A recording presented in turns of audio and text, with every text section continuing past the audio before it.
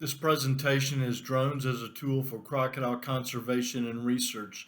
I'm Lonnie McCaskill, Curator of Animals at the Prospect Park Zoo in Brooklyn, New York, a Wildlife Conservation Society zoo. Drones have been around for a number of years now and quickly becoming a handy tool to have for crocodile conservation and survey work. Once expensive and challenging to fly, the commercialization of hobby-style drones off the shelf are making them more appealing in the use in the field at a reasonable price range. And with the different information being sought out by the researcher, there too are different types of drones for different tasks.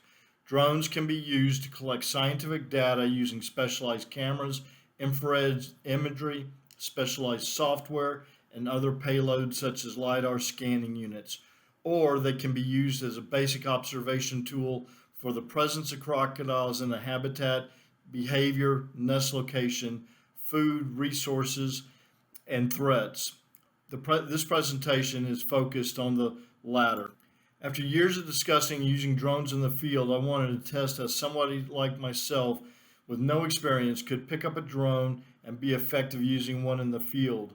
It was during the 2018 Crocodile Specialist Group meeting in Argentina that I had a conversation with Carlos Pena and knew that this is something wanted to investigate.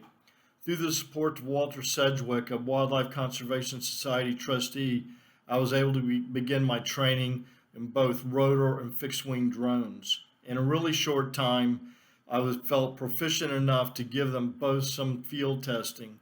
The drones I use are the DJI Phantom 4 Pro, the DJI Mavic 2 Pro, and the Parrot Disco fixed-wing drone. Our goal with this presentation and workshop is to bring together as many people who are currently using drones for crocodile conservation or thinking of using drones in their field work to come together and share ideas, experiences, technology, and to help each other network and best practices and how to advance drones for the conservation of crocodiles. I began my training by simply going online and reviewing YouTube tutorials of the drones that I was going to be starting with. This helped me familiarize myself with the drones, the terminology, the operation of the drone, regulations, and restrictions. In short, there was a lot to take in. I registered my drones with the FAA and applied for the permits to fly in the nearest counties around my home that allowed drone flights. I wanted something a little bit more personal and someone to ask questions with, so I sought out some individual one-on-one training. I found a local drone store in the area that offered such training, and actually within just 2 short lessons, I was able to fly the drone proficiently and also use the camera capabilities. While I was doing the training individually, I also sought out some local drone clubs or groups of people who may be actively flying drones. I actually found several in the area and made the rounds at some of their meetups. The people in these groups aren't exactly what you would call conservation field workers, but they really are familiar with drones and how to fly them and the different operations of the drones, especially the technology that goes into using them for photography or other tracking methods. This made learning for me a lot more easier and enjoyable, and I know without the use of personalized training and getting together with these drone clubs and talking to the different members, I would have crashed or lost my drones if I'd not been involved with such a group. I think you'll be surprised how many people are out there that can help you learn to fly drones.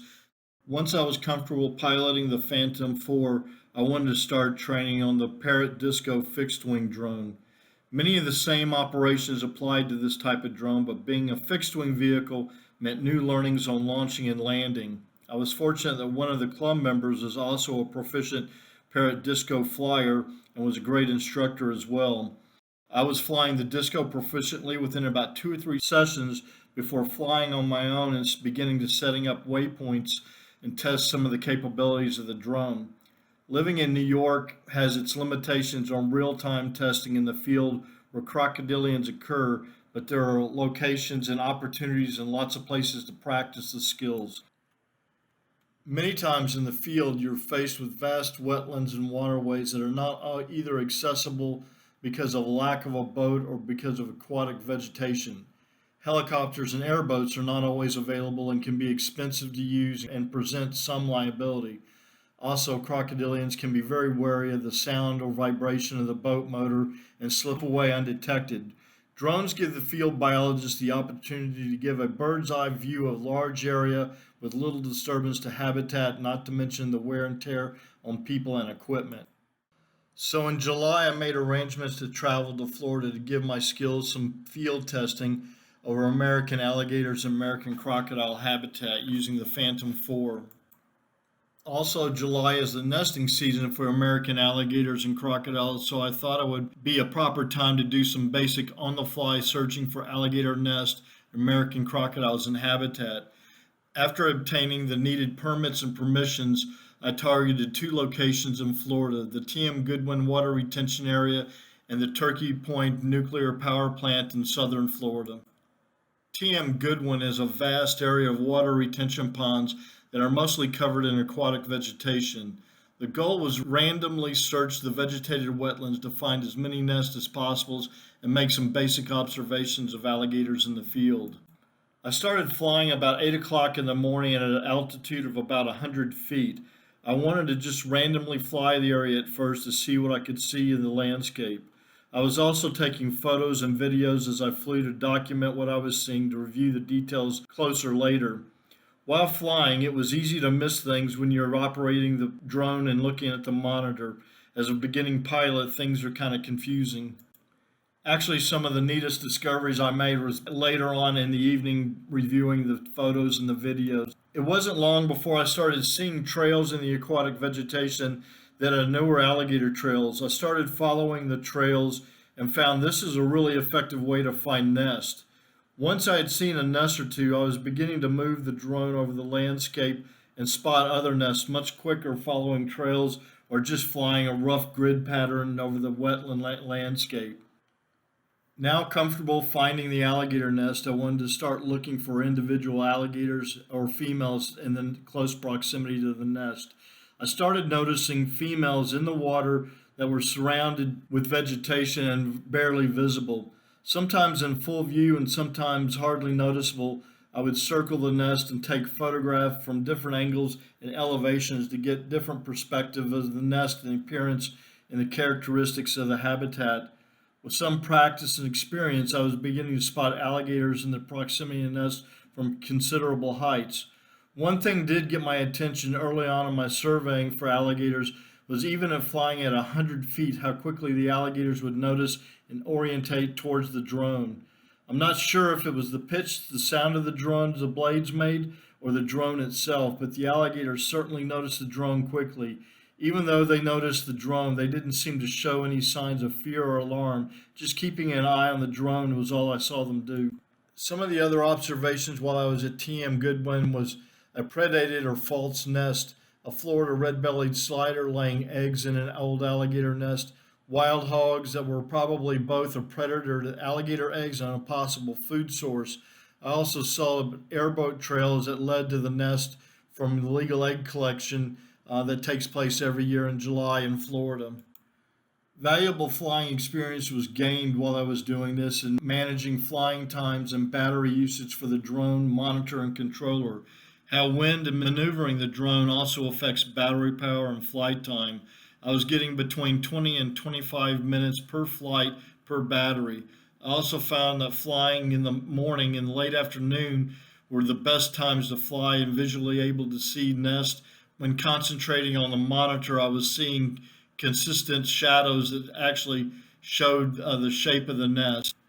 During the peak of the day, between 11 in the morning and 3 o'clock in the afternoon, the reflection off the water and sun directly above tend to wash out the landscape, making everything look the same. I think it can be adjusted with the lens filters or camera types. From the TM Goodwin area, I traveled to South Florida to visit the Turkey Point Nuclear Generating Station owned by Florida Power and Light. This is a sizable operation extending over many miles over the landscape. This also holds a sizable American crocodile population. Turkey Point lies also adjacent to the Biscayne National Wildlife Park and also has a sizable American crocodile population. The goal here was to observe American crocodiles in situ and find nests if finding nests would be possible by the drones. The areas surveyed were the cooling canals some distance from the main reactor. This is a vast area interconnecting parallel canals that cool the water coming from the reactor. These canals are a prime habitat for American crocodiles, and the water retains a constant temperature year round. The parallel orientation of the canals also makes it really easy to survey in free flight mode or using setting up an autonomous flight. I had access to survey the available canals from about 9 in the morning till about 4 in the afternoon. The head of the American crocodile team at Turkey Point, Mike Lorette, and I traveled by airboat to an area where there was been nesting activity. And although American crocodiles are primarily nest hole diggers, the disturbed area where the females had recently dug can easily be seen by the drone at a fairly high altitude. The nests themselves in this habitat didn't have much of a physical signature to quickly recognize, like a mound nest or a body pit. Next, I wanted to test flying directly over the canals to see if a drone would be able to be pre-programmed to fly autonomous sorties to survey numbers of crocodiles or identify crocodiles if they had a visible tag on them. Flying at 100 feet and orientating the drone directly over the center of the canal, it was fairly easy to spot crocodiles in habitat. Once again, I was amazed how quickly the crocodiles were able to locate and were aware of the drone. Their behavior was a bit different than alligators. They weren't frightened by the drones, but they were more wary and suspicious of them. They would orientate their heads or their bodies facing the drone and either slow their movements or just slowly sink below the surface.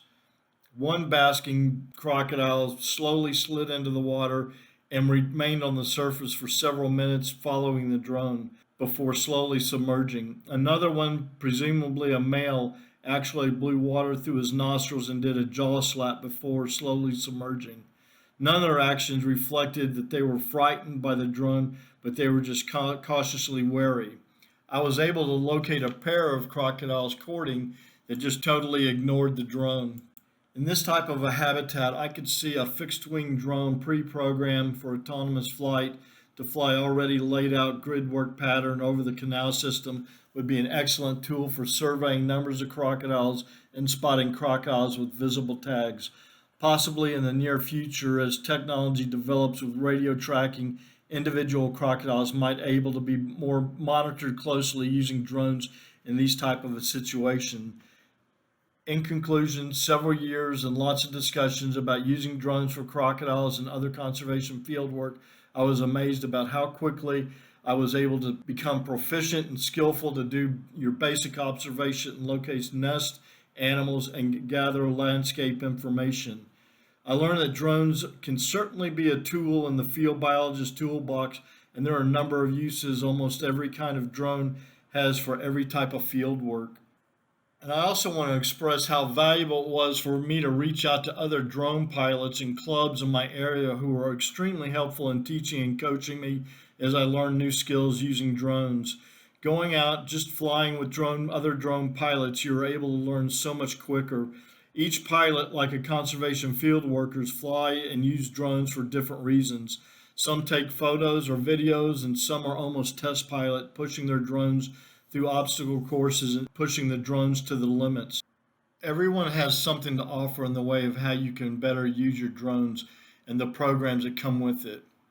As you'll see in the other presentations and papers submitted in this forum, that the range of use can be observational, photo documentation, data collection, human crocodile conflict, focused on other conservation management needs. The main goal of this forum is to build a network of crocodile conservation field workers who can partner and share methods, technologies, and ideas. And in closing, I'd like to thank Walter Sedgwick of the Wildlife Conservation Society Board of Trustees, who has supported and encouraged my interest in using drones in the field and taking that interest into the global conservation community. I'd also like to thank Carlos Pina, a member of Proyecto Yacaré in Argentina, one of my workshop co-founders who first encouraged me to pursue my interest in using drones in the field at the 2018 Crocodile Specialist Group meeting in Argentina. Dr. Raymond Carthy, the Department of Wildlife and Ecology Conservation Lab at the University of Florida, also another workshop co-founder and field drone consultant.